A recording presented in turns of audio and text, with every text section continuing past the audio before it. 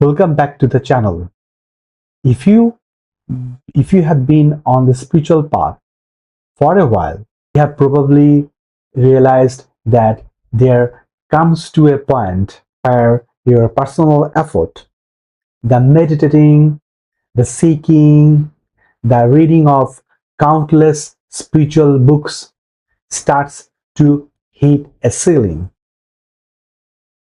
And right at that ceiling is usually where people start hearing about a concept called Shaktipat. Hello everybody, my name is Hirok Das and I am a certified Rasa Shaktipat facilitator. I am making this video today because a lot of the students coming to me for one-to-one sessions are still very unsure about what exactly Shaktipat is.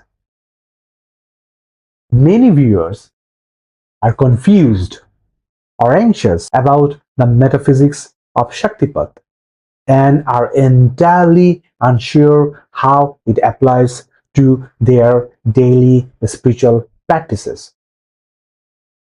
They type Shaktipat transmission or what is Shaktipat into Google and they are met with overwhelming, sometimes frightening amount of mystical jargons. So today we are going to strip all of that away. I want to provide a clear explanation of what this phenomenon actually is, normalize the common experiences people have with it, and give you a few practical steps you can start using today. Think of this video as a foundational overview. I am using this as a precursor to my next video, which I will talk exclusively about Rasa Shaktipat.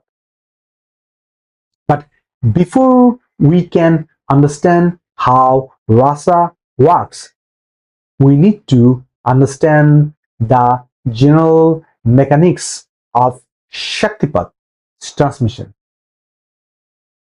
So let's dive right into the metaphysics of the descending grace. Alright, so let's start with the classical origins of Shaktipat. The word itself comes from Sanskrit language. Shakti means spiritual energy or divine power, and Pat, the word Pat, means descent. So put simply, Shaktipat is the descent of divine grace.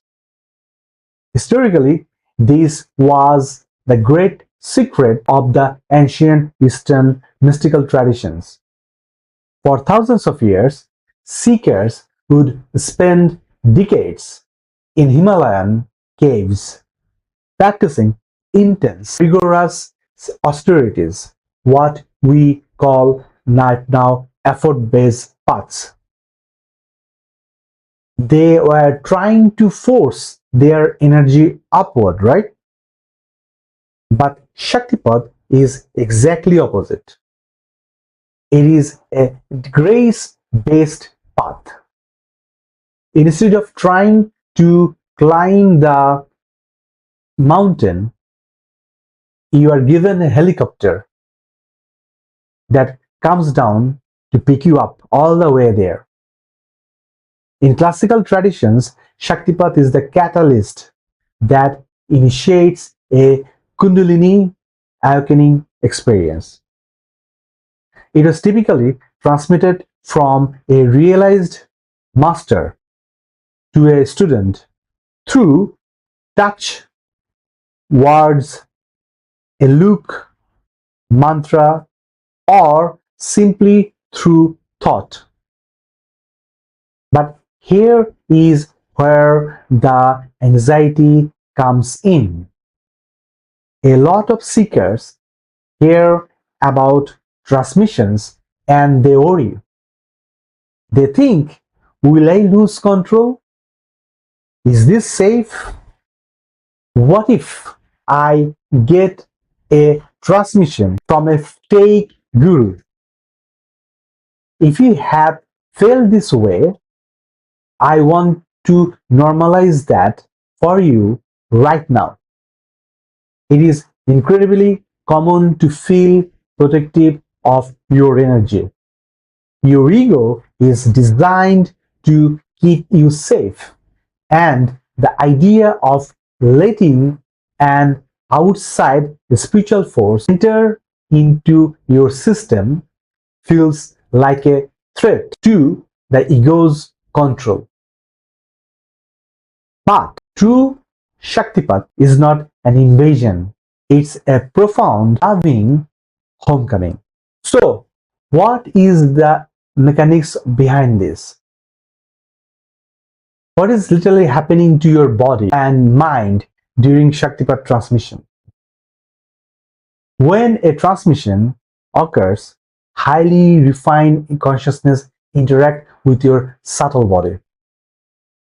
Imagine your nervous system is like a network of electrical wires. Over your lifetime, these wires get gunged up with trauma, suppressed emotions, and limiting beliefs. In spiritual terms, we call these blockages as samskaras. When the descending grace of Shaktipat enters through the crown chakra, it acts as a massive influx of pure spiritual energy or electricity. It travels down through your nervous system, and as it meets those blockages, it begins to clear them out. Let me give you a short example to make this concrete. All right. So imagine you have a glass of muddy water. If you want to clean it, you don't reach in and pick out those dirt pieces one by one, right? Instead, you place the glass under a faucet and turn on the clean water. For a moment, the mud swirls around and look chaotic, but eventually the clean water flushes all the mud out until the glass is perfectly clear. This explains why people have such varied experiences after receiving Shaktipat, because the mud is being stirred up to be released. You might experience spontaneous physical movements called kriyas during Shaktipat.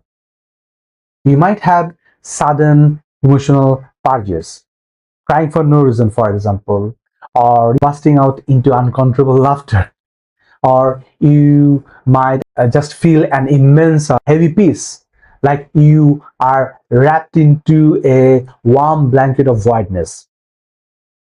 I want to normalize these common experiences. If you feel twitchy or if old anxieties briefly flare up after transmission, then what you can do, you need to remember that you are not going crazy and you are not doing it wrong. The grace is simply doing the heavy lifting, clearing your nervous system so it can safely hold states of higher consciousness. All right, great. Now, a very common question I get is, if Shaktipat is purely grace, does that mean I just do nothing except receiving Shaktipat? Not exactly. While you cannot force grace to descend, you can definitely prepare your garden for the rain. To help you with this, I want to offer you a simple 3-step practice that you can try today, right from your own living room, to align yourself with the metaphysics of Shaktipat. So here are the 3 steps. It starts with step 1.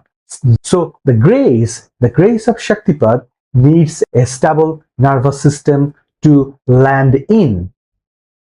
Before you sit for meditation, spend 2 minutes feeling the physical weight of your body. Notice your feet on the floor. Notice the gravity pulling you down.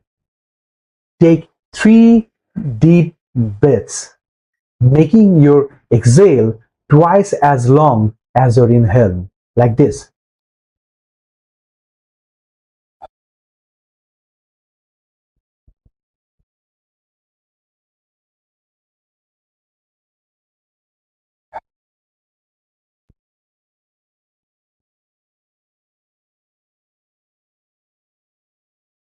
This signals your nervous system that you are physically safe. Now, move on to step 2. Verbally or mentally drop the seeking identity. We spend so much time aggressively trying to get enlightened, right? For this practice, surrender the effort. You can quietly say to yourself, I release the need to achieve my awakening. That's right.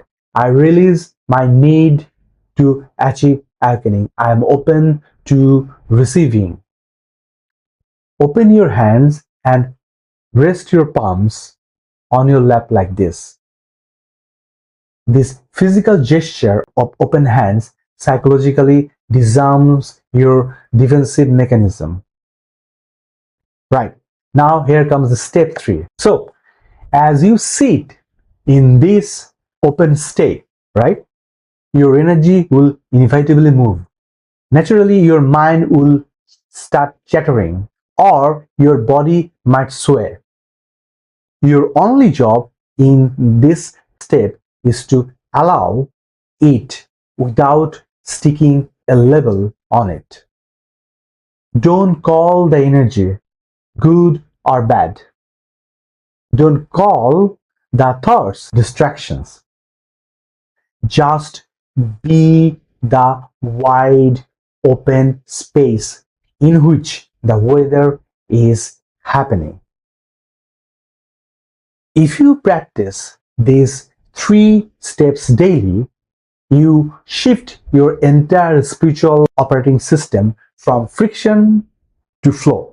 To summarize, the metaphysics of Shaktipat is simply the descent of divine grace.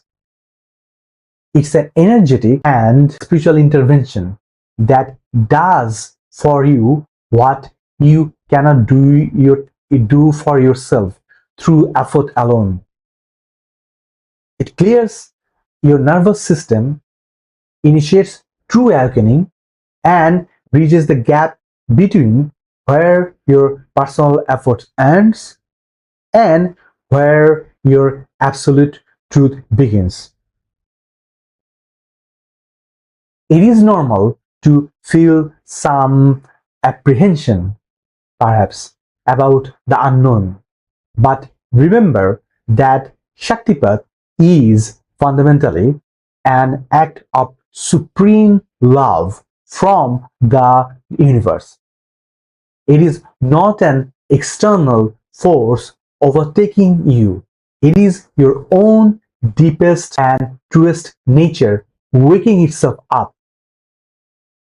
As I mentioned at the beginning, this was just a broad overview of Shaktipat. In my very next video, right, we are going to get highly specific.